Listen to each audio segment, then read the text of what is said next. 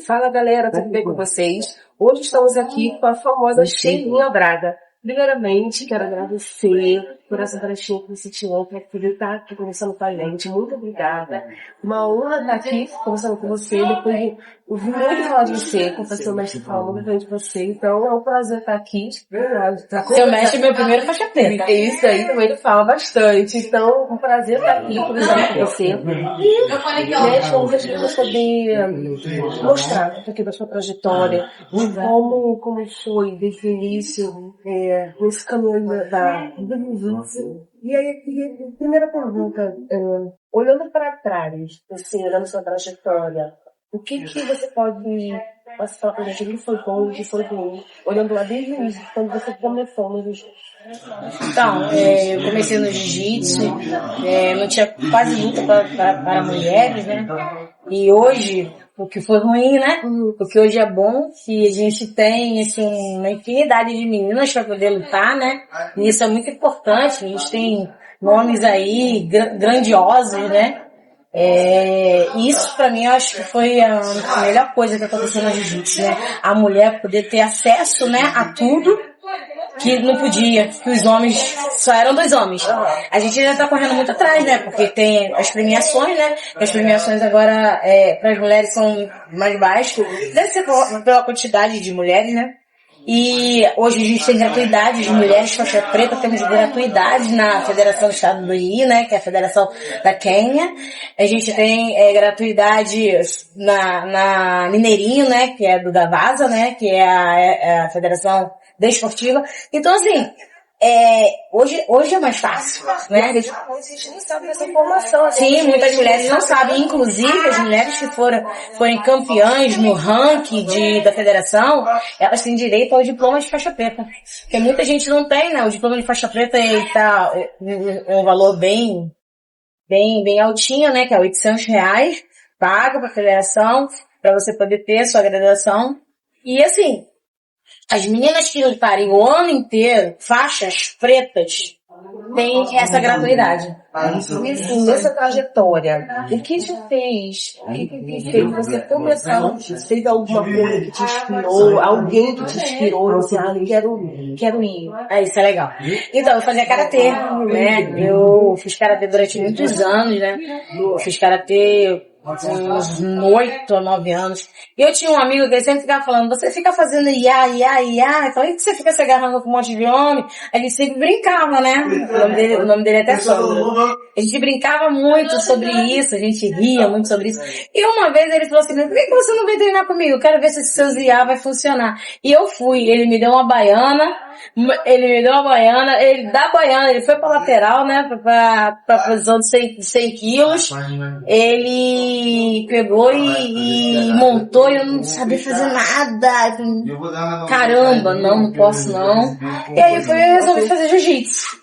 Nessa trajetória, qual foi o preconceito que você sofreu, que te marcou, ou algo que você passou e que você falou assim, vamos superar, e pegou isso e se agarrou para continuar? Então, eu já tive várias situações, né? E, assim, o que mais me marcou foi quando eu treinava, né, e meu mestre falava assim, quatro duplas. E eu nunca era dupla. Eles nunca deixavam eu ir como dupla. Hoje eu escolho o treino que eu vou fazer, eu treino com quem eu quero. Eu falo, vou treinar com você, não vou treinar com você não. Ah, não vou não. Então, era muito ruim, sabe? Porque eu nunca era chamada pra ir, os meninos falavam assim, vou aquecer, chama a Sheila pra poder aquecer. Isso aí dói dentro da nossa mente.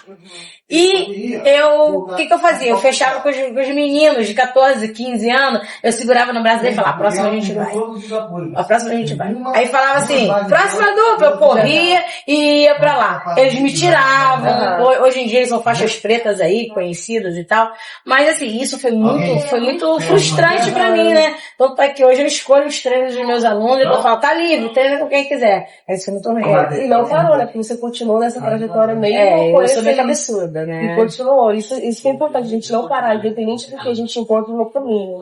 Nessa trajetória, eu soube, né? Pelo meu mestre que você competia, que você saiu do Paris, olha, fiquei sabendo. Mas eu queria que você contasse um pouquinho dessa parte. Então, eu fui pra Abu Dhabi, né? Eu morava em Abu Dhabi, fiquei lá um ano, dava aula numa escola, eu dava aula numa base militar, um deles falando, pelo amor de Deus, na base militar para mulheres, né?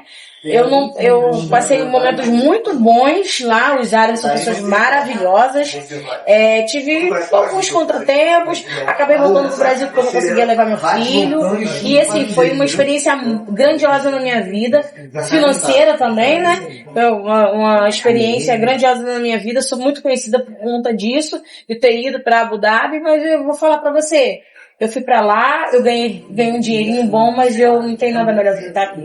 Eu amo estar aqui, eu amo meu CT, eu amo meus alunos, eu amo fazer o que eu faço. E assim, eu tive, né, algumas competições, e pra mim, assim, a que mais me marcou foi uma das últimas competições, foi quando eu tava com a trancinha, e a trança agarrou no meu olho, eu fui tirar, e aí foi ladeira abaixo. Isso aí, todo mundo brigou comigo, todo mundo falou, mas a trança agarrou no meu olho assim, então não foi muito legal não, mas foi bom, experiência, né? Não vou mais voltar disso. Teve alguma luta, alguma competição que te marcou? Tanto positivamente ou assim dizer negativamente, mas com experiência. Sim. Foi uma competição que eu era faixa roxa, eu acho. Eu era faixa roxa. Eu tava lutando com a menina, né? E aí ela me deu uma queda, eu dei uma contra-queda nela e ela bateu com a cabeça no chão. Ela foi parar no hospital, ela teve um traumatismo craniano e ela veio a óbito. Ela ficou muito tempo entubada e sim, isso me marcou muito. Essa menina, nossa, foi uma coisa muito ruim, muito difícil pra mim, passou, sabe, coisas que não dá pra explicar. Foi um momento ruim. E um momento bom, eu acho que foi um campeonato que eu nem lutei, mas foi pra mim um dos meus melhores campeonatos, que foi o campeonato pra Resende, né, que tava o meu filho, né, que eu tenho um filho faixa preta, tava as 3 pessoas que eu gosto muito, né, que é a minha filhada, a Suelen, o Lucas, que é o meu faixa preta, que tá comigo até hoje, desde sempre, pra sempre, sempre, e o meu filho. Então, umas 3 pessoas que eu gosto muito, que estavam do meu lado. Eu não lutei, né, porque não tinha luta, então eu tô ficando meio velha, então não tem luta. Uma coisa assim, algo que tem acontecido, que fez você quase parar. Isso aqui eu acho que eu vou parar, vou desistir, porque às vezes acontece, né? Essa situação que a gente pensa em deixar tudo pra lá, desistir. Então, sim, quando eu voltei dos Emirados, quando fui pros Emirados, eu fui com uma proposta muito boa na minha cabeça, que eu ia fazer, que eu tinha minha equipe aqui, né? Eu tinha meus alunos, eu tinha uns 30 alunos, e a gente ia tudo pro campeonato junto, era uma bagunça. Cara, ir pro campeonato com seus alunos é uma coisa tão boa, tão maravilhosa. A gente não ganha nada, mas o que a gente ganha faz com que a gente... É uma satisfação, eu não sei explicar pra você, é uma satisfação. E aí, eu fui pra Abu Dhabi, eu voltei, né? Voltei muito... Eu quando fui, eu achei que eu fosse ter isso, né? Ter aquela equipe, né? Que eu ia poder fazer isso e lá eu fui muito travada, mas essas coisas ruins é melhor a gente não falar, né? Que não vale nem a pena. E aí, o que acontece? Nessa situação, quando eu voltei pro Brasil muito angustiada, muito triste, arrasada, não queria nada, fiquei um ano parada, não quis saber de jiu-jitsu. Eu fui pra lá, vivi jiu-jitsu durante um tempo, e aí acabou que eu voltei pro Brasil, não queria mais saber de jiu-jitsu, larguei totalmente, foi quando eu fui visitar meu mestre. E eu fui visitar meu mestre e meu filho falou assim, meu filho gostou, meu filho não gostou de jiu-jitsu, treina, é faixa preta, mas ele não gostou de jiu-jitsu, não, ele falou assim, não gosta de machucar as pessoas. Inclusive até hoje ele treina, não machuca ninguém. E aí, eu peguei e fui lá no meu mestre, pensei em conversar com o meu mestre. Então, aí meu filho foi treinar com o meu professor. Isso foi só uma visita pro Marcolina. E aí o Cauã começou a gostar muito do treino dele, eu comecei a levar ele. Falei, caramba, o Cauã se emocionou. E meu mestre é maravilhoso.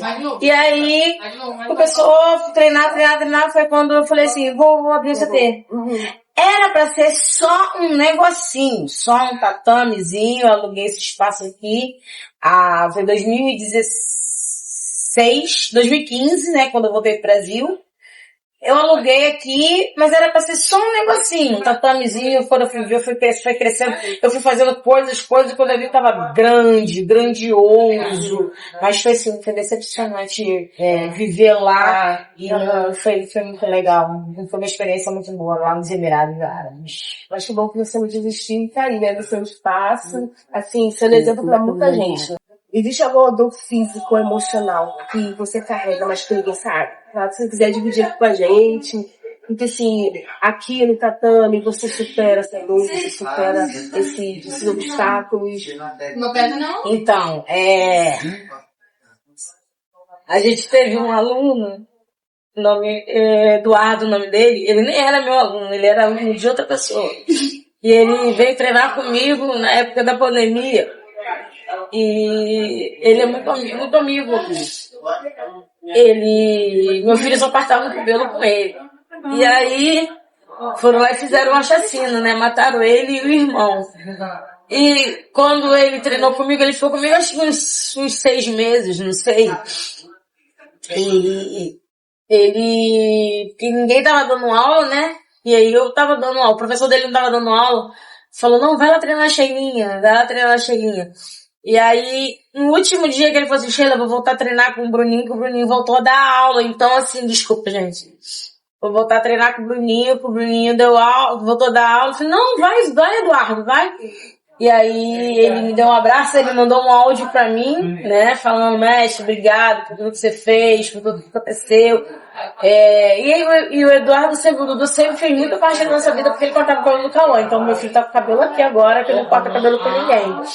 E aí foram lá na barbearia dele e fizeram uma chacina, né? Mataram ele e o irmão, jogaram até uma dinamite, foi uma coisa horrorosa. Então isso é uma coisa que a gente tá sempre correndo atrás, porque ele foi uma pessoa muito especial, que ele era o meu amigo pessoal, e isso me custa muito, me marcou muito, é uma coisa que dói muito. Toda vez que eu lembro, a gente fica muito, muito triste, muito emocionada. Desculpa. Se você fosse escrever uma carta pra você, no seu pior momento dessa trajetória, como seria essa carta? Vai ser nas palavras. Meu pior momento?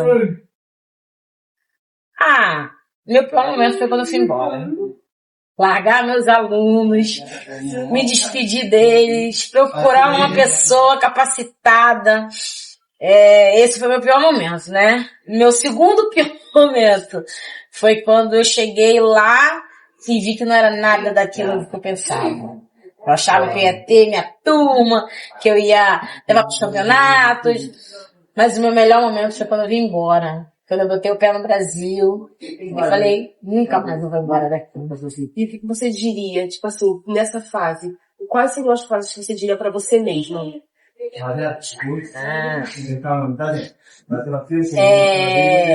Nada melhor do que voltar pra casa, né? Isso aí E assim, uma frase motivacional, eu falaria assim, se a vida te derrubar, se vire, deite e olhe para os extremos.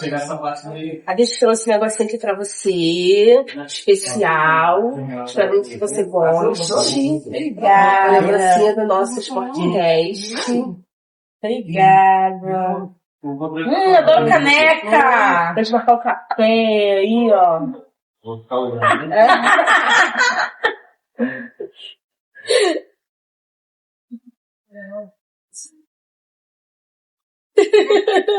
Obrigada. Eu quero agradecer muito por esse papo, por ter aberto, né, esse espaço para conversar com a gente, dividir suas dores, suas emoções. Né, eu quero agradecer bastante. Foi uma honra estar aqui conversando com você. Aprendi bastante nesse vou levar para minha vida, com certeza. As pessoas que assistem a gente também vão levar para a vida, as palavras que vão te agradecer. Muito obrigada. E a gente vai ter outros encontros assim também, vai ter um papo, quem sabe, eu entro muito do jiu-jitsu, eu tô com um pouquinho de medo. E também... mas não pode ter medo, não. Mas se tiver medo, vai com medo mesmo. Vai com medo, né? Acho que uma hora vai dar certo. Obrigadão. Obrigada a você. Galera. Tchau, tchau. Até a próxima. Até a próxima.